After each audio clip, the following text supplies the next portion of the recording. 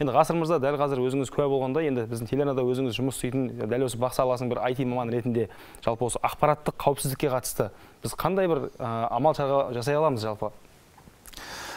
Жалпы осы жасанды интеллектте Европада қазір заң қабылдап жатыр, осы жасанды интеллектке байланысты нормалар, заңдар. Яғни бұл біреудің несіне, этикасына, біреудің несіне кіріп кетпей ме деген секілді ғой. Жеке басына. Жеке басына, мысалы, авторлық құқық дегендерде болады, мысалы, біреудің контентін алып, сізге шарт беруі мүмкін деген секілді. Яғни осындай заңдар, нормалар қабылданып жатыр, әр елде қабылданып жатыр. Сондықтан Қазақстанда да болашақта мүмкін қабылданады.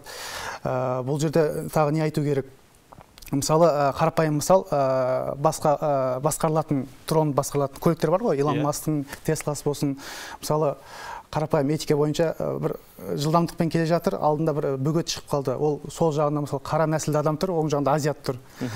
Ол, мысалы, қара нәсілді адамды қағып кетсе, ол үлкен шум болады ғой. Сол секілді бұл нормаларға барлық жауапты деп ойлаймын, себебі бұл жақта құқықтанушы болсын, психолог болсын, разработчик болсын, барлық осы салада жұмыс істеп, дұрыс құқықтық заң шығару керек деп ойлаймын. Демек, заң аясында бұны қадағаламайынша, ақпараттық қауіпсіздікке қол жеткізу қиын. Қиындау, иә.